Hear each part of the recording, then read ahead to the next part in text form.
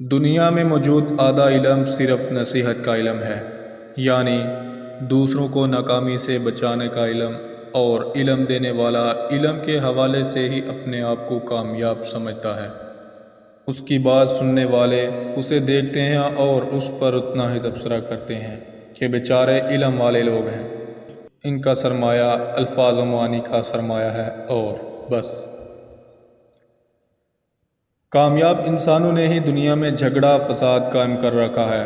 ایک انسان کامیاب کہانی نویس یا کامیاب داستان گویا افسانہ نگار ہو تو اپنے آپ کو ہر شعبہ حیات میں کامیاب سمجھتا ہے۔ وہ فرض کر لیتا ہے کہ اب وہ ڈرامہ، تنقید، معاشیات، سیاسیات، شاعری، الہیات، غرض یہ کہ متفرقات پر قلم اٹھانے کا حق رکھتا ہے۔ وہ جلسوں کی صدارتیں کرتا ہے، جلوسوں کی قیادت کرتا ہے، حکومتوں کے حق میں یا ان کے خلاف قراردادیں پاس کرتا ہے، حالانکہ اس کی کامیابی صرف کہانی یا افسانہ کی کامیابی ہے۔ کم و بیش ہر کامیاب انسان اس خوشی میں مبتلا ہو کر اپنی کامیابی کو ہی اپنے لیے وبال جان بنا لیتا ہے۔ یہی وجہ ہے کہ امیر آدمی ادیب بننے کا شوق رکھتا ہے اور بنتا ہے۔ ادیب کو سیاستدان کہلانے کا حق چاہیے، کیونکہ وہ شاعر کہتا ہے سیاستدان حکومتوں سے ناراض ہی رہتے ہیں، جیسے کہ ان کے محبوب ہوں، اور حکومتیں اللہ کا نام لے کر اپنا کام جاری رکھتی ہیں۔ سب کامیاب ہیں اور سب ناکام۔ جب ہم اپنے لیے ایک انداز فکر کا انتخاب کرتے ہیں تو ہمیں دوسرے انداز ہائے فکر پر اتھارٹی بننے سے گریز کرنا چاہیے۔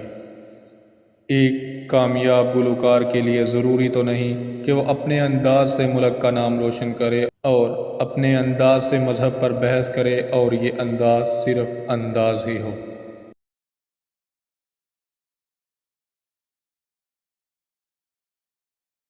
چونکہ ہماری زندگی شعبوں، پیشوں، دائروں اور زاویوں میں تقسیم ہو چکی ہے، اس لیے کامیابی کا مفہوم اس دور میں اپنے پیشے اور اپنے شعبے میں کامیابی ہے، اور یہ کامیابی اپنے دائرے سے باہر نکل آئے تو ناکامی کے علاوہ کیا ہو سکتی ہے۔ ہمارا ملکی سیاست میں اب ہر شعبہ حیات سے قیادت ابھر کر باہر آ رہی ہے۔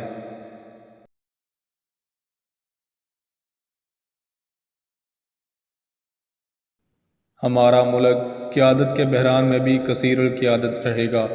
قیادتوں کی کثرت قیادت کی عدم موجودگی کی دلیل ہے۔ کامیابی میں بڑے اندیشے ہوتے ہیں، کامیاب مسکراہٹ میں بڑے آنسو پنہاں ہوتے ہیں، کامیاب فاتح آخر ایک قاتل ہی ہوتا ہے۔ ہلاکو ہو یا سکندر اعظم، کام ایک ہی ہے، غالباً انجام بھی ایک ہی ہے۔ دنیا کو فتح کرنا اور خالی ہاتھ گھر سے باہر پردیس میں مرنا کامیابی کا المیہ ہے۔ اجتماعی یا گروہی کامیابی میں کم خطرات ہیں، مقصد کا حصول قوموں کو عروج دیتا ہے، لیکن انفرادی کامیابی انسان کو اپنی ذات کے خوف سے باہر کر دیتی ہے۔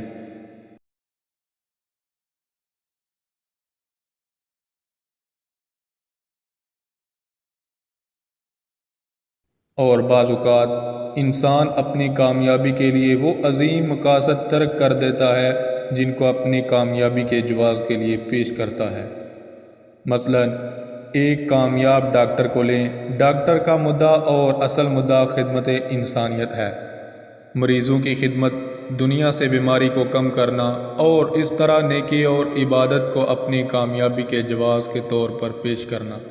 لیکن ایک کامیاب ڈاکٹر آہستہ آہستہ اپنی کامیابی کے تقاضوں سے مجبور ہو کر اتنا بے بس ہو جاتا ہے کہ بے حس ہو جاتا ہے۔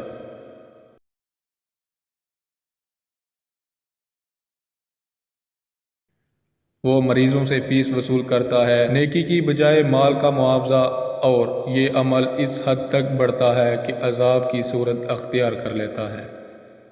میڈیکل سینٹروں کی تعداد میں اضافہ خدمت خلق کے بجائے طب کو انڈسٹری میں تبدیل کر چکا ہے۔ کامیابی کے دامن میں مسرتیں نہیں، حسرتیں ہوتی ہیں۔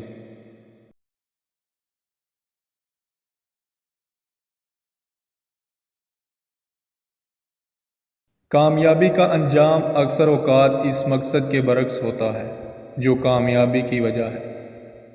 انسان لوگوں میں عزت حاصل کرنے کے لیے کامیابی چاہتا ہے۔ اگر عزت نہ ملے تو لوگ سکون حاصل کرنے کے لیے دولت چاہتے ہیں، مگر سکون نہ ملا تو کامیابی ایک محدود دائرے تک ہی کامیابی کہلاتی ہے۔ اس سے ماورا یا اس کے علاوہ وہ تصور کارگر ہی نہیں ہوتا۔ ماحول بدل جائے تو کامیابی کا تصور بدل جاتا ہے۔ محبت کی کامیابی اور محبت کی ناکامی میں چندہ فرق نہیں۔ محبت قائم رہے تو فراق بھی وصال ہے، اور محبت نہ رہے تو وصال بھی فراق۔ کامیابی کے لیے اس ماحول کا جائزہ ضروری ہے جس نے کامیابی کو تسلیم کرنا ہے۔ اگر ماحول اور فرد کے معیار میں فرق ہو تو کامیابی کا تصور ختم ہو جاتا ہے۔